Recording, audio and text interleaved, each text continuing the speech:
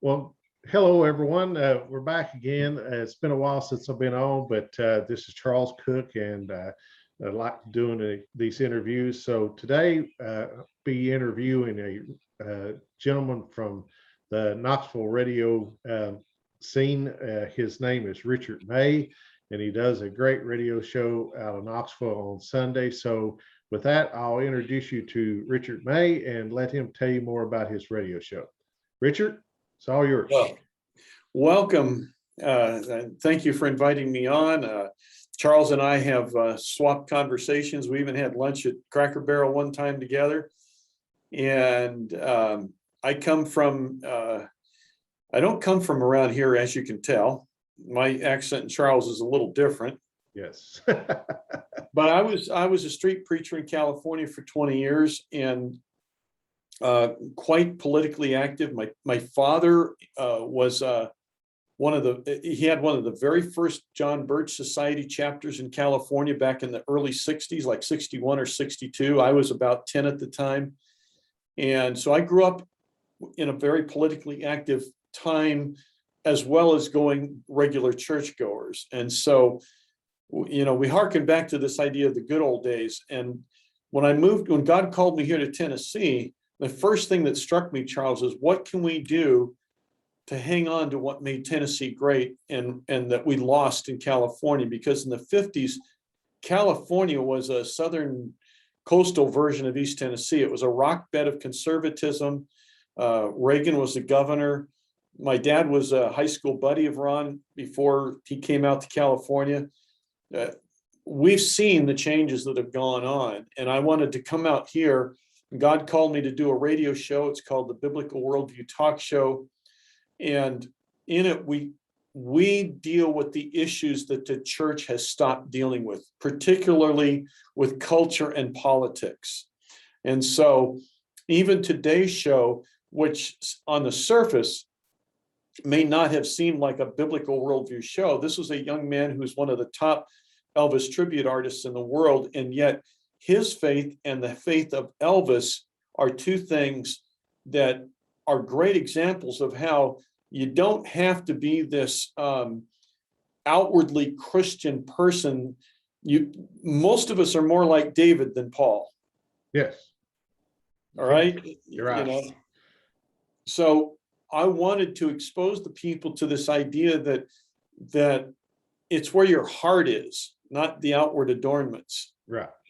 And so that was the whole story behind having him on. Turned into we just had a hoot here today. Yeah, it was fantastic. As I told you, I listened to it, and it was a great interview. Well, thank you. So we do this every Sunday from 2 to 4. We're streaming live. Unfortunately, we don't have any kind of an archive ability yet. I'm working on that, but we're going to add video content and get that going pretty soon. But the other thing that we're doing on Friday nights, and this is on Rumble and it's archived, is I'm going through a 22-week in-depth study of the book of Revelation. And you just type in Richard May Revelation, and it's at a church out in Strawberry Plains called the War Room. And we took, I think if my memory serves me, 9 weeks of foundation before I even went to the first page of the book of Revelation.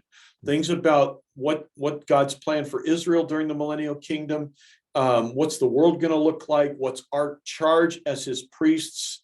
There's a whole aspect of building a foundation before you can explain. Got to talk about the prophets and all of the things that Daniel and Isaiah and Ezekiel and Amos, all of the prophets spoke of the millennial kingdom.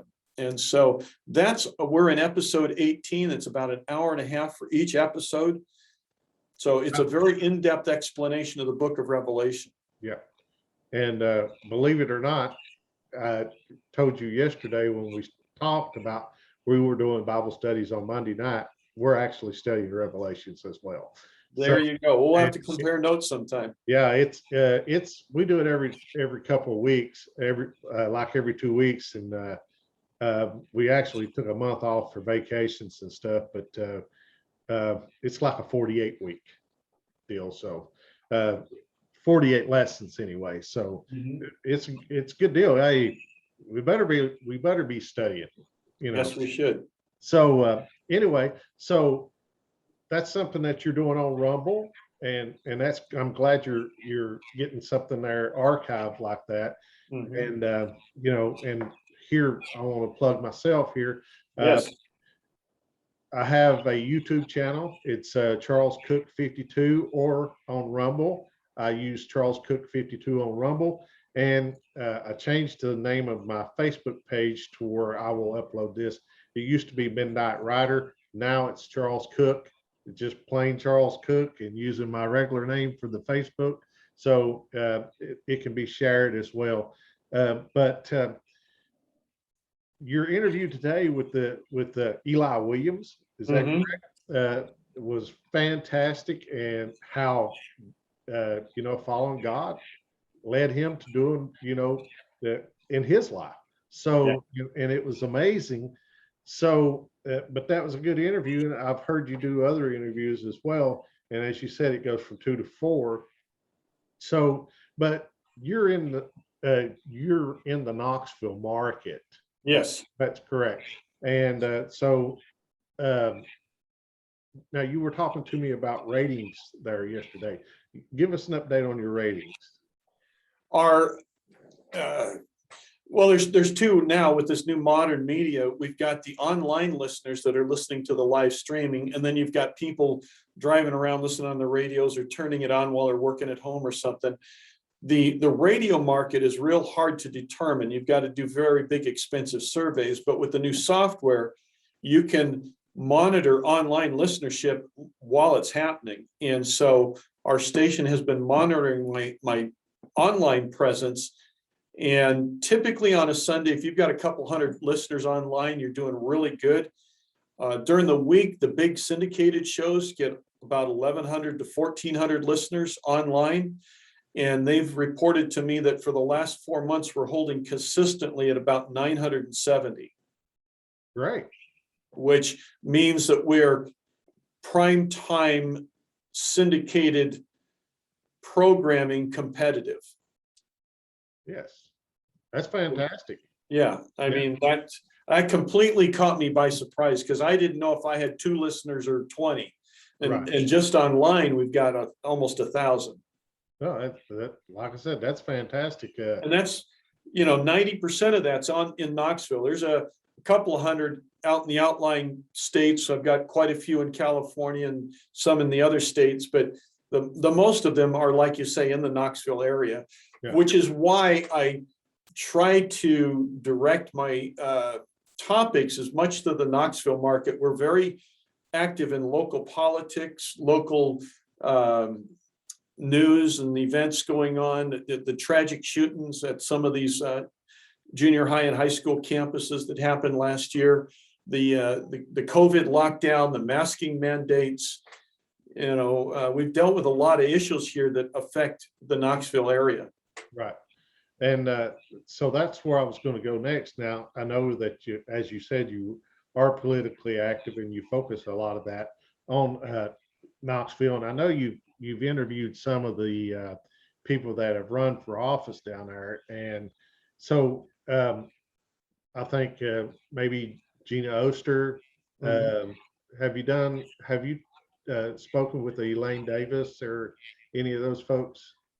Almost every one of the conservative primary candidates that we were really making a big push for, Jim Clinaris and Garcia. Real dynamic. I forgive me for not having all of their names. There was about 5 or 6 of them, but my biggest takeaway from that whole event, Charles, was that they were pushing back against a GOP, a Republican-based local machine that was not necessarily enamored of outsiders coming in. Right. Have you been getting the same message? Yes.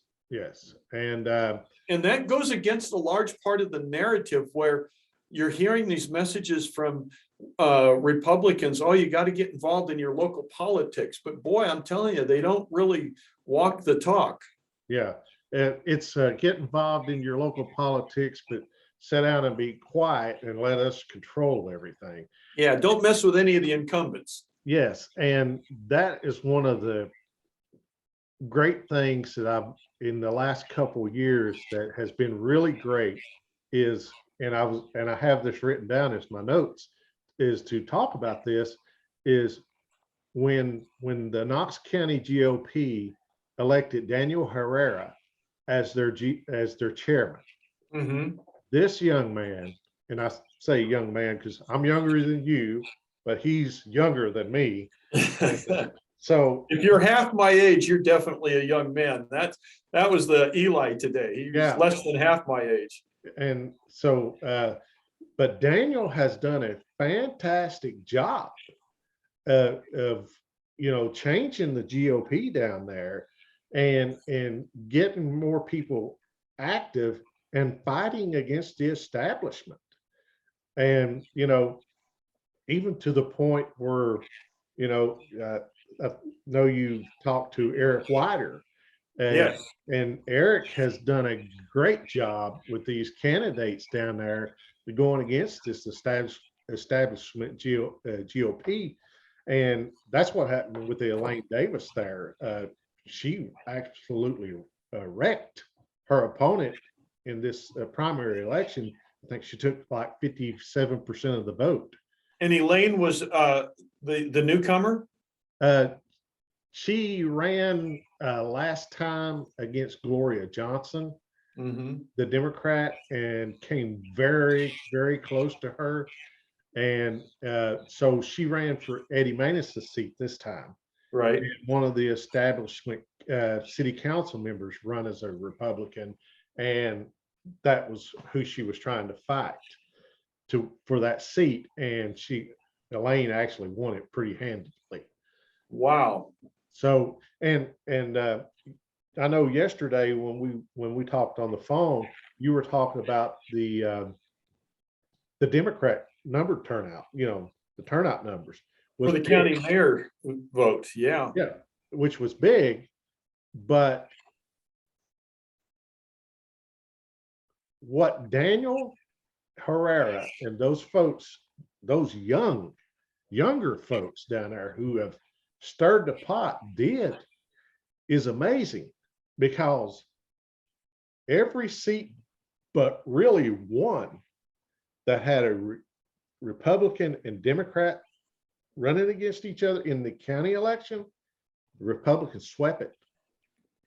Wow, that's very encouraging. I know that in the county mayor's race, the Democratic votes got bumped up by 10 or 11 points from last time.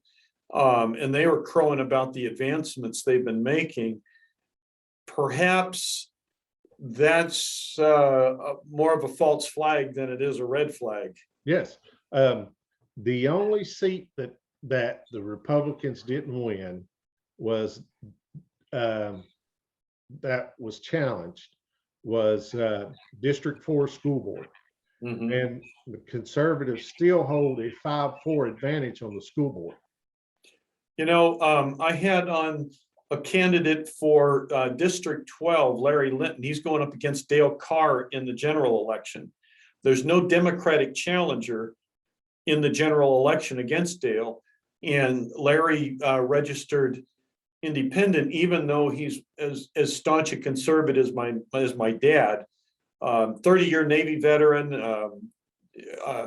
He trained in leadership in his last years in the Navy at a very high level all over the world. And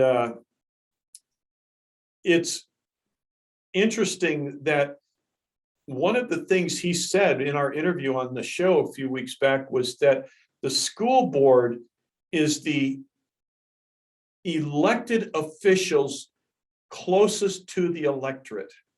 Mm-hmm.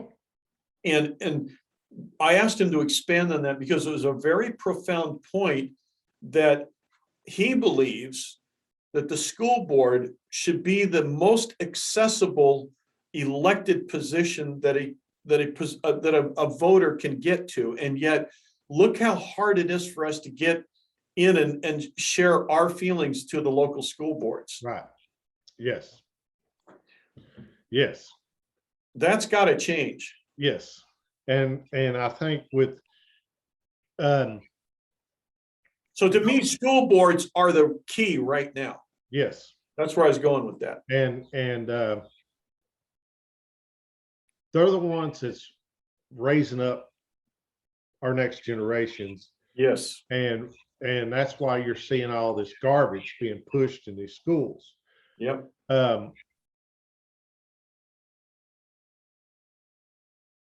That's why I would love to see the state of Tennessee back in 1993 change the school board, the school superintendent or director of schools from an elected position to an appointed position that are appointed by the school board members.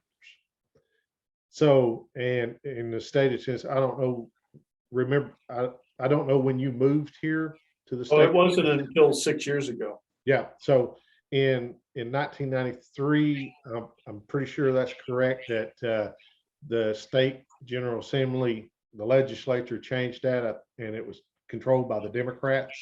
They changed that law, and the director of schools has to be appointed now instead of elected. And there's been some bills that's tried to address that and fix it. And if parents don't like how the school director is doing, they can replace them in 4 years, and get them out of there. Now it's just a stepping stone to the next highest paying job. Mm-hmm. So anyway, so the conservatives, so they say, how that goes. You call them conservatives until they start voting on issues. Yeah. And then you find out where they're really at.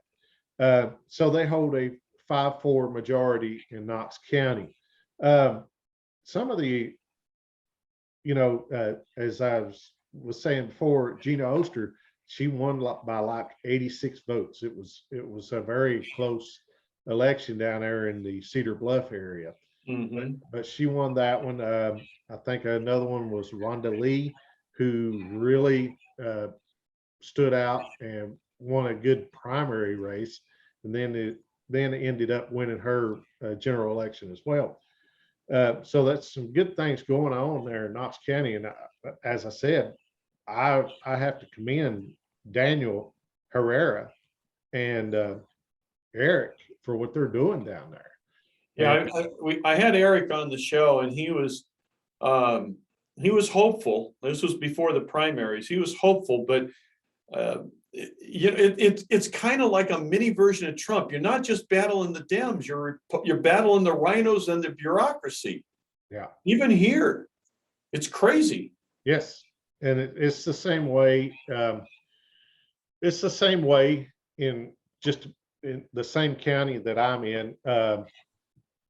Basically, the county commission is completely 100% Republican. Mm-hmm. But you wouldn't think so when you see how they manage and how they govern. And Right. But if you look in my opinion, this is my view only. I said something the other day to a guy that if the Democrats don't change what they're doing, in 10 years, there'll be two major parties, and it'll be Republicans and Libertarians. Yeah. Because, I know a guy who lives in a rural county that is actually a Democrat who is still on the county commission, who has been elected as a Democrat. And he told me the other day, he said, I think I'm going to change parties. He said, they've left me. Can't do it anymore. Yeah, he said, they've left me. I can't do this no more. Well, the Southern Democrat was one of the most conservative parts of any party back in the 60s. Right. And so, and we see it, and we've seen it with this whole COVID deal at the state levels, where people were fighting to get here you had a special session called in Nashville to come in and to address some finance and issues for Ford to locate Memphis. But we couldn't get these people to go into special session to keep the government, the federal government, off of the people's back with all Mhm. these mandates. And finally, the voters just got so sick of it and pushed them. Once they had this special session for Ford, they pushed them to address those issues with the COVID mandates and stuff as well. And Well, then, yeah, look at Knoxville, the way the citizenry rose up with, I think Gary Humble helped them out, Empower Knoxville, yep, and yep, we got Empower Severe now too. yep. And, Glenn Jacobs, the Knox County mayor, done a good job on that. He stood in the right way for that. And Well, he didn't get in anybody's way, basically. Yeah, yeah, right. right. And I do know that he had to battle with the way the state law is, he had to battle the health department there. Oh, that was a big battle, and I think I could see a conviction in his heart that it wasn't right the way it was being run. Right. Correct. So, but even when they got back into the regular legislative session, there was battles there, people wanting things done and bills being made, like for the patients, I think it was called the Patients' Rights Bill. And, it got to where, someone was in the hospital with COVID or something and not doing good, the family members couldn't visit them, or, they just wouldn't let them. And Crazy. that bill was basically killed in the subcommittee or the health committee by Bob Ramsey, from Blount County. I think he was the chairman of that, and even wouldn't let people testify in the hearing. And so guess what? Bob Ramsey got beat. He got crushed the other night in his primary. The guy challenged him, who Bob Ramsey had beat 2 years ago, come back and beat him, took 65% of the vote. Wow. And is he a little bit more of a Christian conservative? Don't know. That remains to be seen. A lot of people like to talk that, but we'll see how they actually act, how they vote. It's Where do you see there's going to be more and more talk of nullification? yes. It's something that I've dealt with for probably 10 years, teaching the 10th Amendment and the powers of the lesser magistrate, and even the powers of a jury that aren't even being instructed anymore, and how they can charge a guy with a higher crime and convict him of that. They can charge the plaintiff instead of the defendant. The jury has a lot of power. Yes. They can totally ignore the judge and do whatever they want. But what do you see Tennessee aligning with these? Tennessee led this last lawsuit against what was the 20 states that went on, and they just won it here recently on something. But is there going to get to be a point where we don't even bother doing a lawsuit? We just say we're not bothering with you guys? I think that is maybe the correct way. Are you familiar with Sheriff Richard Mack? Yes. Okay. Sheriff Richard Mack, when he took on the Brady bill, he said later, I really shouldn't have done that. He said, I should have just said, no, I'm not going to enforce it. See, that's where I'm wondering are we going to get to the point where we realize, why bother with the courts? We just say no. Right. And let it go at that. But, we've been trained, and I'm reading a fantastic book right now. I've read it once. I'm going back and reading it again. You're not going to Romans 13, are you? No. This is actually written by Michael Bagnerick. Oh, yeah. Good to be king. Yeah. And we the people. Yeah, we the people. And we're the king. Yeah, I'm the king. And the citizens are the kingship in America. Right. Well, he makes a great point in there, and it says the created can never be greater than the creator. That's correct. So if God created us, he's superior to us. But we, If we created the government, that's right. then we are greater than the created. That's right. So, and it's a good book, and as I said, I'm going back and reading it again. So it's fantastic. That's why I'm thinking, just say no. Yeah, exactly. And I think that's where people's going to get to. I mean, you're seeing Governor DeSantis out of Florida, Mhm. and the guy, a lot of people don't know this, but he is was a JAG attorney, for a naval officer, and so really sharp when it comes to law and stuff. So, and you're seeing that out of him, and so I think we'll eventually just see nullification again from those who know about it. Right. If you were sitting on a jury and you've seen some things there that you were like, no, I don't care what the judge just told me the law is. The law is wrong, and so we're going to nullify this thing. Yeah. So, but it takes the knowledge to do that, and it's so terrible how we are now. A couple of weeks ago on my show, I brought up this proposal.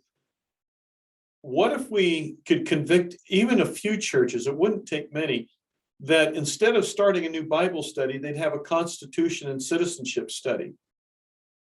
Yep. What do you think of that, Charles? Yes. If we could tell that to a few of the churches, yeah, having a Constitution and citizenship study for their members, I think that would be so exciting. Teaching them the 10th Amendment and nullification and the Federalist Papers and what the original intent behind all of the powers vested in the people and strictly given to the government and everything else is reserved. Can you imagine if people would start dedicating to that as much as they do to these Bible studies? Yep.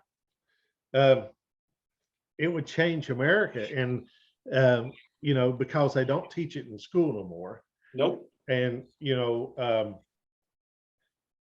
I get, and I'm gonna say this, and I don't know how to me, well, I know what I tell people is there is no such thing as state rights.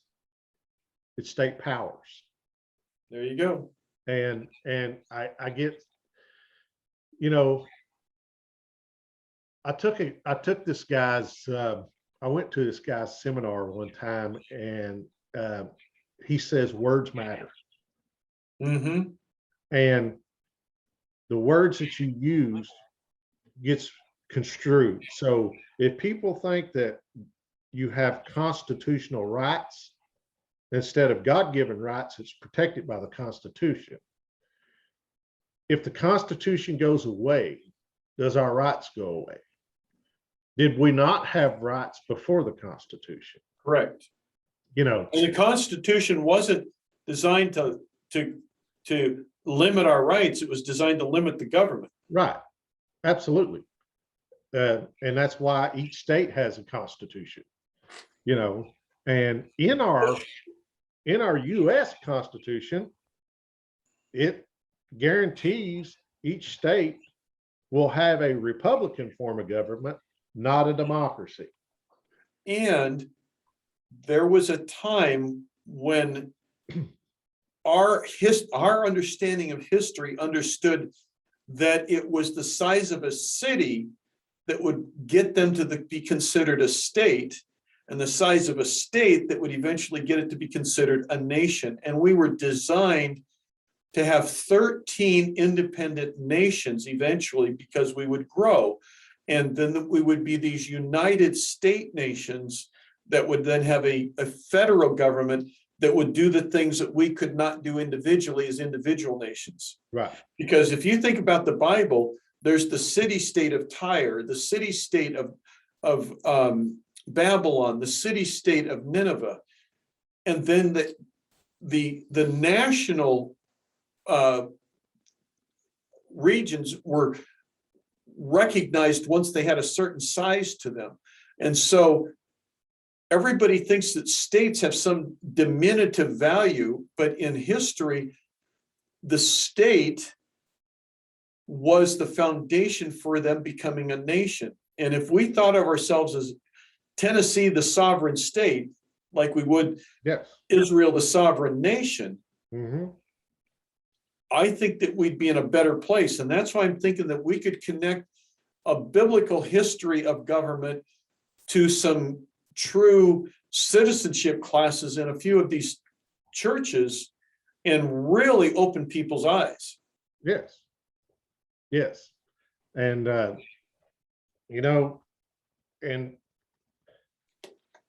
the problem is with the education system and what you get now, everybody wants to disconnect government and politics, you know, And church. and church, government, politics, and church. They don't want anybody that goes to church involved in politics.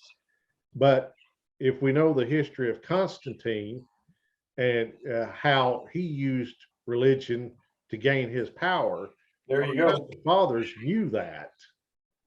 Well, go ahead. That's the reason why I believe Jefferson made his statement about the separation of church and state. Yep. You know, And I've always said that there should be a separation between the church and the state, but there should not be a separation between the state and God. right, The state has to acknowledge God. right, absolutely. And we've seen them gavel God out of the Democratic platform. Right. So it doesn't leave God-fearing Democrats much place to go. Right. And my father was one of those Southern Democrats, and I'd have to believe that if he were alive today, he would just be like, no. He'd probably file independent. Yeah. Well, I remember he passed away from complications from, he was a smoker and he had open heart surgery and he never recovered from it. But I remember joking with him before he went to open heart surgery that, hey, they may put some Republican blood in you. And he's like, oh, no. So, Well, I've been a Republican since the day I was born. In junior high school, I was the president of my Young Republicans Club. In high school, I debated a state legislator. I was taking a position against the 18-year-old vote at the time. That was back in 72, and I was against it. I got on TV and debated that I was against the 18-year-old getting the vote because it was 21 at the time. So I've been in this since the very beginning. right. But you know, even with the Republicans now, we're seeing them get so wishy-washy on issues, and that's why I said what I did earlier about the Libertarian Party coming up, because I see a lot of more people, even Ronald Reagan talked about libertarians and stuff, and I'm a big follower of Ron Paul, you know, but seeing how the Republicans are with a lot of this stuff, I think the problem is just like here in Hamilton County, you can't get elected as a Democrat. So they're running as Republicans and watering it down. You know, we could call it the Manus phenomenon. Yeah. And if there a month or so ago, maybe a couple months ago, if you'd seen the state representative out of South Carolina, she was a Democrat and she's calling on people to run as Republicans and get elected as Republicans so they could weaken the Republican Party. So if you kind of look at the establishment of the Republican Party now and seeing some of the things that they do, that's why I'm seeing more and more people go towards the libertarian movement. Yeah. Let me ask you this. My brief exposure here in Knox County and a little bit in Spear County with politics, I'm still getting up to speed on it, but I'm shocked at the amount of foreign money coming into these races. Mhm. Are you seeing the same thing? Not really seeing a lot of the foreign money. Well, I mean, foreign being out of state, whether Yeah. that's Oh, yeah. Yeah. out of state corporations, out of state nonprofits. Mhm. It's crazy. I was actually reading a little bit on the race there with Bob Ramsey yesterday, and I'm gonna tell you, there's some Blount County commissioners that's very upset that he lost that race, and they were complaining about out-of-state money coming in, affecting it and stuff. And but it all depends. Now, what do we consider? Uh, I know Young Americans for Liberty has uh, a program. I'll call it a program. It's called Win at the Door. Yeah. And if there's good races out there that they can take out a Rhino Republican Sure. and get a more conservative Republican elected on the state level. Right. That seems to be a fairly new phenomenon. I think we've been a little slow in getting our non-government organizations, our NGOs, on the conservative side, whereas they've had them on the Democratic side for 50 years. Right. But And you're seeing it, you're starting to see us ramp up in that direction? yes, and Oh, that's good news. that's good news. And I see it with Young Americans for Liberty doing that. And there's another one. Is that Charlie Kirk's organization? No, that's I know he's doing something too. I think it's Jeff Frazie's organization that started it. And there's some they actually had a big convention. I forgot where they had it this year, but it was in Orlando last year. And they had it this weekend, and they have great speakers and stuff come in.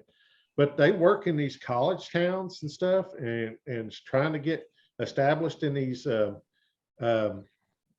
universities and everything to help combat that. But they will get people to go out and door knock for these good conservative candidates and try to take out some of these rhinos. And they've done a fantastic job with it. Wow. You know, and so, and they get a lot of the college kids out working in this. So, you know, it's the 100-year plan.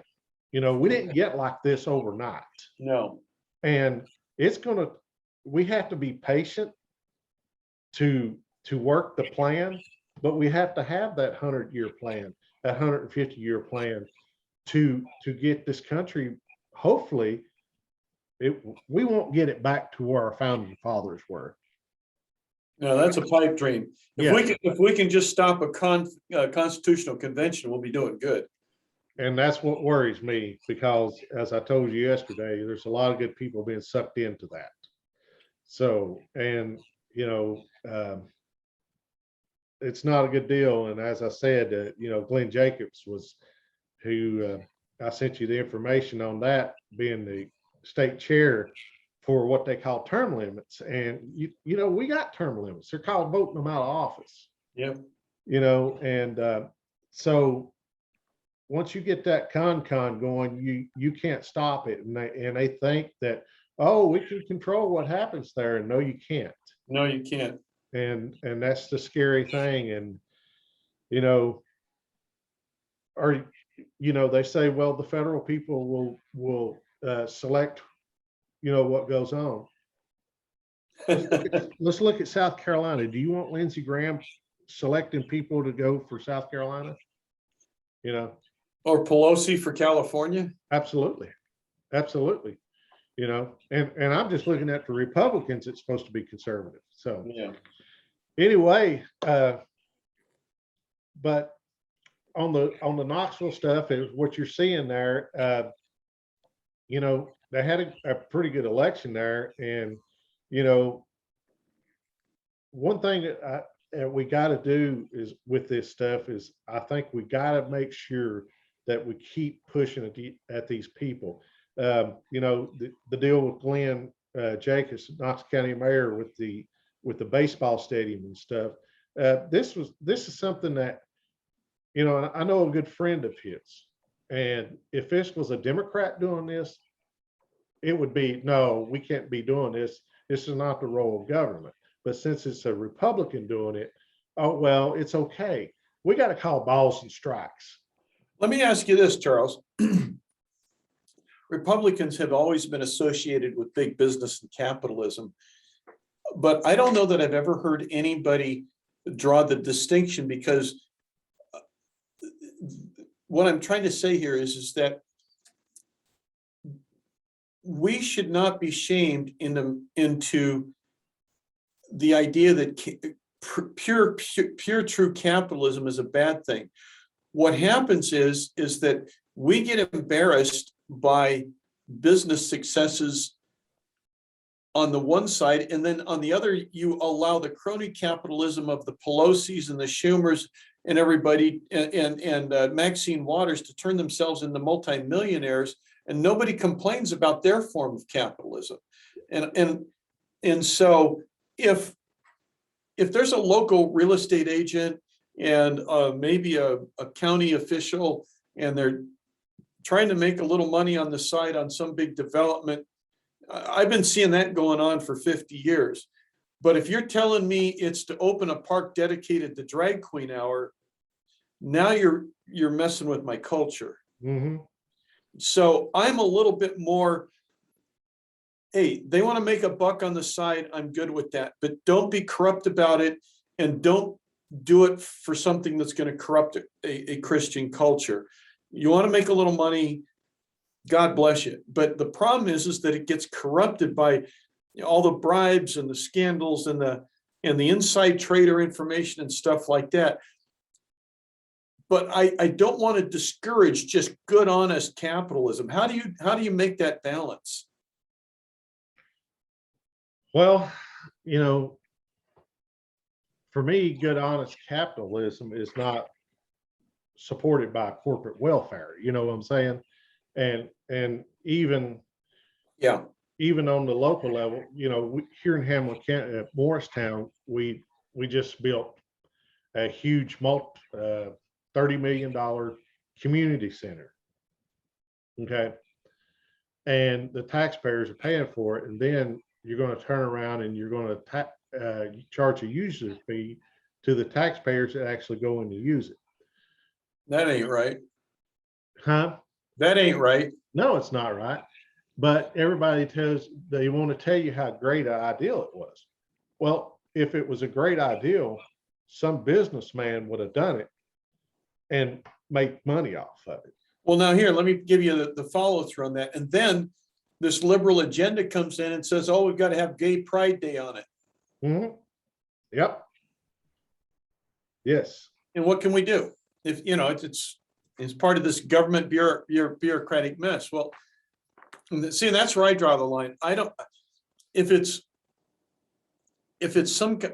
for example, look at the railroads. If we didn't allow them to make bundles of money, they wouldn't have been able to afford to blow up mountains and lay track all the way across the United States. And they gave the Rockefellers and the other guys funding this thing, I think it was every other section of land for private development and sale. I know there's going to be abuse of that system, but on the other hand, I'd rather keep it all above board than this dirty stuff that's going on the Democratic side with the inside trading. And God only knows what Pelosi was doing in Ukraine and Taiwan. But I've always been pro-business. Right. And if politicians can work with pro-business people and keep it above board, I'm kind of comfortable with that. Right.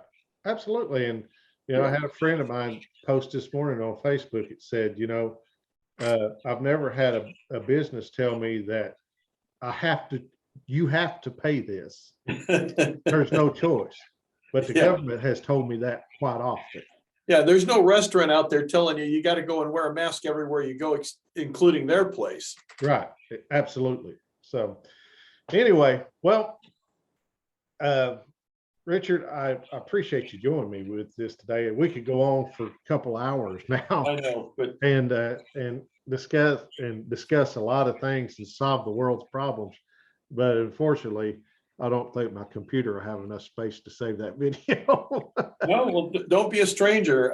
If you're in Knoxville, we'll get you on the show sometime, or if you want to do another one of these, just let me know. Yeah, I may do it. We'll drill down on something, but it's been a year since I talked to you. Yeah, I can't believe it's been that long. Yeah, I actually was on your show about a year ago, promoting our training that we held up here. Yeah, And you know, the thing is with stuff like that, that's where you meet a lot of great people, and that's where I met Eric. And and I met some good people that come up from Knox County for our training last year, and hey, looks like it's working. nice. Yeah, maybe we just talk about your successes someday. Yeah, and that would be really good. I'd like to have a panel on to talk about the things that they've done to win for Liberty. So Maybe we do a fall rally in a park or something. yeah, that'd be cool. Oh, one last thing. You have a minute? Yeah. There's a new ministry in town called Men of Valor. Okay. They are based out of Nashville. They've been there 25 years. They've got about a 100 or 200 man campus there where they're in every state prison in Tennessee preaching the gospel of Jesus. If one of the inmates accepts Jesus as their savior, they then enroll them, if they want, in a 6-month in-prison program. And then if they graduate that, they're eligible to apply for a 1-year program while they're on parole living at the campus. Wow. And that integrates them with skills and leadership and responsibility. And they're just have converted an old abandoned motel here for a 30 or 40 man campus in Knoxville, and something that every conservative Christian politician in Knoxville should become associated with. Absolutely. Their recidivism rate, national recidivism rate is around 80 to 90% for criminals. Theirs is less than 13% over a 25-year history. Wow. Yeah, that's great. So whatever we can do to alert all of these local politicians, I'm on a mission here. This campus is 2 blocks from my station right here. Okay. Yeah. So whatever you can do on that, whatever your listeners can do, Men of Valor. Maybe I'll get you to hook me up with someone. We'll do a interview with them. Fantastic. Yep. Okay. We'll do it. All right. I'm going to stop this. Just hang on the line there for a minute after I get the video stopped. Okay. All right. All right.